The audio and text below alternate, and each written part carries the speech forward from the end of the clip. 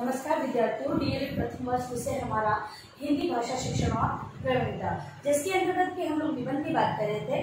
निबंध को समझा, उसके महत्व को जाना था हम लोगों ने। आज हम लोग उद्देश्यों की बात करेंगे कि जो बालकों को निबंध सिखाए जाते हैं, निबंधों के जो पाठ उनके पाठ्यक्रम में समाहित किए जाते हैं, ये गद्य की एक विधा है और इसकी जो उद्देश्य हैं वो क्या रहते हैं बालकों के लिए। छोटे छोटे बालकों को कहानी सुनना और कहना पसंद होता है, लेकिन जब वो थोड़ी बड़ी कक्षाओं में जाते हैं तो कुछ निबंधों का समावेश किया जाता है। तीसरी कक्षा के जो बालक होते हैं, कि जो प्रारंभिक तीसरी से 5वीं तक के बालकों के लिए छोटे छोटे निबंध बनाए जाते हैं और उन्हें उसका शिक्षण करवाया जाता है। वो किन उद्देश्यों को आधार पर करवाया जाता है, उनकी चर्चा हम लोग इस वीडियो के अंतर्गत करेंगे। तो आइए कुछ उद्देश्यों को हम लोग जानते हैं। तो पहला है छात्रों के शब्द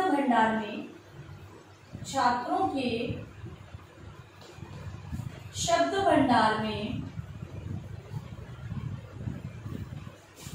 वृद्धि करना।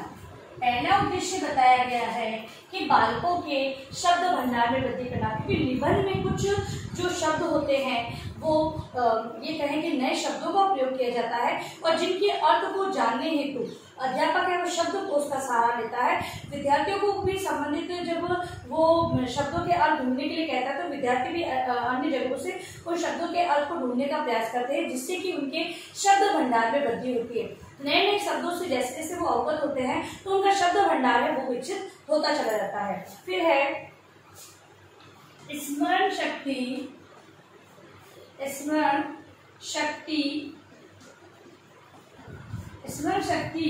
व सृजन शक्ति का विकास। निबंध की जो विषय वस्तु होती है उसको स्मरण करते हुए बालकों की जो स्मरण शक्ति है उसका विकास होता चला जाता है, तथा कुछ ऐसी चीजें जो निबंध के अंतर्गत सृजनात्मकता ली होती है। हम लोग देखते हैं कि छोटे छोटे बालकों को जब हम निबंध प्रस्तुतिकरण करने के लिए कहते हैं, लिखने के लिए कहते हैं, तो कुछ बालक तो होते हैं वो उसे कॉपीराइट कर देते हैं, कुछ बालक है वो अपने अनुसार अंडरलाइन करते हुए अलग अलग पेनों का उपयोग करते हुए और उसको लिखते हैं, या फिर कुछ बालक ऐसे होते हैं जो अपनी भाषा में उसे व्यक्त करने का प्रयास करते हैं। तो ये सारी चीजें उसकी सृजनात्मकता शक्ति का विकास करती है। ये कब होता है? जब बालक के अंदर गद्य शिक्षण से संबंधित उद्देश्य विकसित होते हैं, तभी ऐसा संभव होता है। फिर है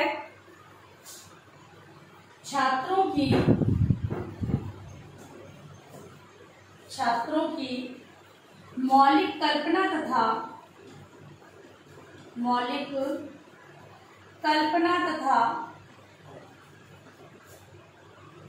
लेखन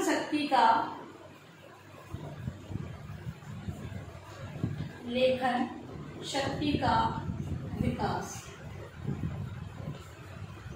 जो बालकों के अंदर निबंध से जो शिक्षण जब करवाया जाता है तो उससे जो उनकी मौलिक कल्पना होती है, जो वो सोचते हैं उसी को वो प्रेजेंट करते हैं, इससे कि उनकी जो लेखन की शक्ति का विकास होता है। अपनी कल्पना, एक तो ये हम कहते हैं कि किसी चीज को रट कर हम लोग उसको लिखने का प्रयास करते हैं, वो ज्यादा देर तक हमारे जो मस्तिष्क में वो स्थायी नहीं रहती है। और कुछ चीजें ऐसी होती है जिनको हम समझ कर फिर व्यक्त करते हैं, यानी जहाँ पर हमारी कल्पनाएं भी उसमें निहित होती है, तो वो मौलिक रूप ही हमारे लिए अधिक स्थायी होता है और उससे कि लेखन की शक्ति का भी विकास होता है।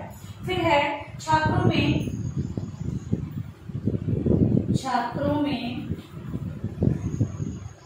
शुद्धोच्चारण का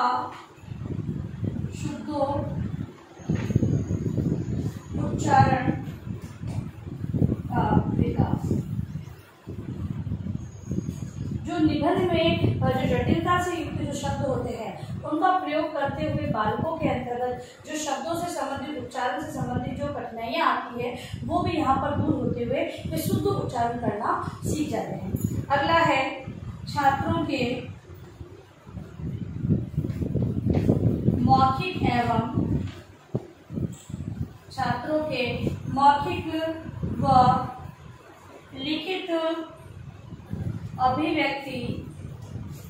व लिखित अभिव्यक्ति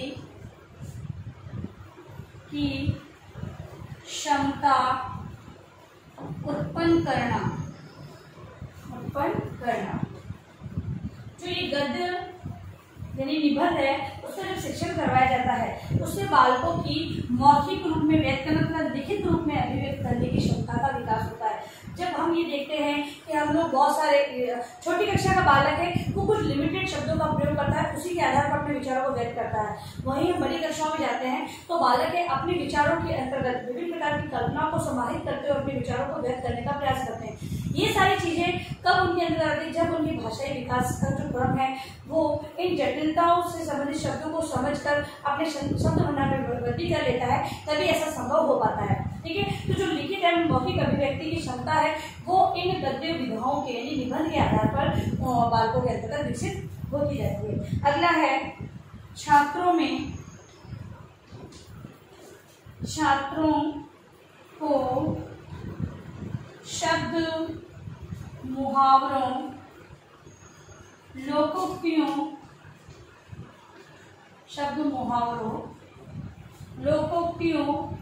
कहावतों का ज्ञान।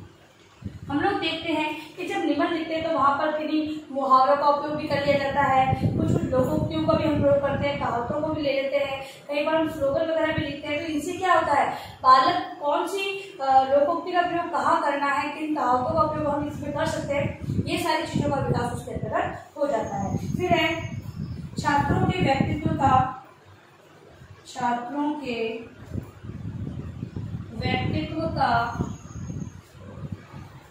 सर्वांगीण विकास। छात्रों के व्यक्तित्व का सर्वांगीण विकास। जो गद्य का शिक्षण या निबंध का शिक्षण बालकों को जो करवाया जाता है उससे कल्पना शक्ति का विकास होता है, उनकी लिखित और मौखिक अभिव्यक्ति का विकास हो रहा है। ये सारी चीजों का विकास हो रहा है तो इससे बालक का सर्वांगीण विकास तो हो ही रहा है। ये सारे सभी प्रकार के विकास इससे संभव है तो क्या है, सर्वांगीण विकास, सभी प्रकार के विकास इसके माध्यम से होने लग जाते हैं। फिर है छात्रों को व्याकरण रूप से अर्थ ग्रहण की शिक्षा देना।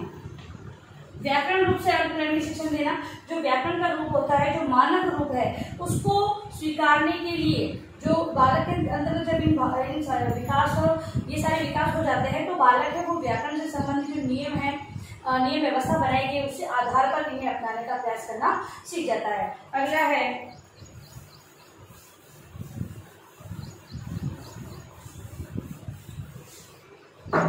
छात्रों को मौखिक रूप में अर्थ ग्रहण करने की शिक्षा देना। छात्रों को मौखिक रूप में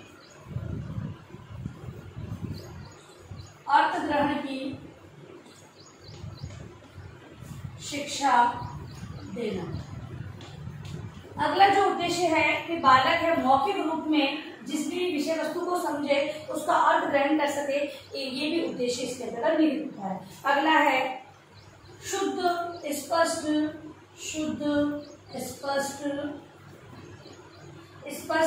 उचित स्वराघात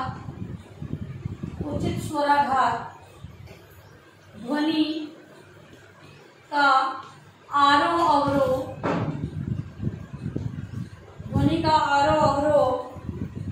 विराम एवं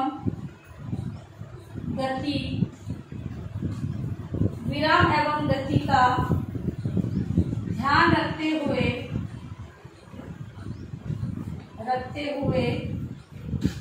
पठन की योग्यता प्राप्त करना। अगला उद्देश्य ये माना गया है कि जो इनका शिक्षण जब करवाया जाएगा तो बालक है शुद्ध स्पष्ट उचित गति को ध्यान में रखते हुए स्वराघातों को ध्यान के स्वर कहाँ पर किस प्रकार स्वर का उच्चारण करना है, ध्वनि को किस प्रकार आरोह अवरोह उतार चढ़ाव का ध्यान रखना, विराम चिन्हों का ध्यान रखना, ठीक है, ये सारी चीजें सीख जाते हैं। इससे क्या होता है, बालक जब एक निबंध या फिर गद्य है वो बालकों को पद्य की अपेक्षा थोड़ी सी जटिल लगती है, मतलब कि इसमें कठिनाई आती है, लेकिन उसका ज्ञान हो जाने के बाद बालकों के अंतर्गत स्वतः ही इन सारी चीजों का ज्ञान विकसित होने लग जाता है। अगला है स्वाध्याय रुचि एवं साहित्यिक सौंदर्य बोध या रचनात्मक शक्ति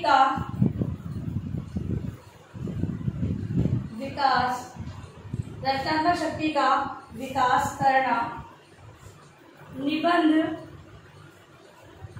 लिखने की क्षमता का विकास करना।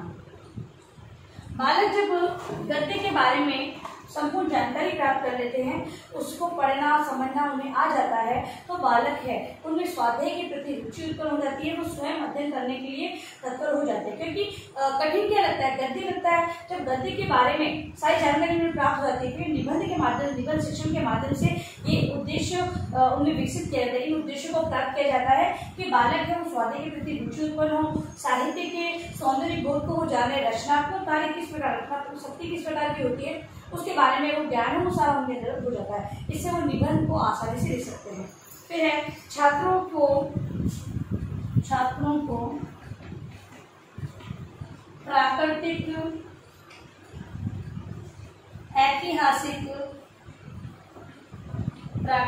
ऐतिहासिक, सांस्कृतिक,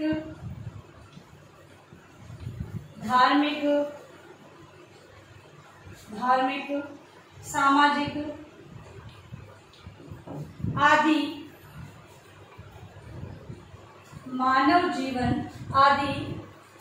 मानव जीवन के विविध पक्षों का ज्ञान। निबंध है वो विभिन्न वर्णनात्मक होते हैं, विवरणात्मक होते हैं, ठीक है, विश्लेषणात्मक होते हैं, ये सारे निबंध होते हैं। वो इन्हीं टॉपिकों पर जैसे ऐतिहासिक आधार, प्रकृति पर आधारित, प्रकृति के चित्रण पर आधारित, वृक्षारोपण है, ये प्राकृतिक सौंदर्य पर आधारित है। ये सारे निबंधों की जब वो लिखना प्रारंभ कर देते हैं, उससे कि उनके जो विविध जो जीवन के विविध पक्ष हैं उनको जानने के लिए, ठीक है, ये निबंध है वो उद्देश्य पूर्ण होते हैं। इनके माध्यम से बालक है वो अपने जीवन में या आसपास के जो परिवेश है उससे संबंधित ज्ञान को वो ग्रहण करता है इन निबंधों के माध्यम से, ठीक है। तो इसका उद्देश्य ये भी होता है। अब लिखे अपना गृह कार्य प्रश्न आपको।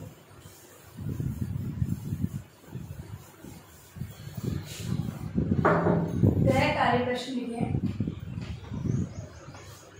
निबंध ब्रैकेट में कर ले, ठीक है। शिक्षण के उद्देश्यों का वर्णन करें, ठीक है।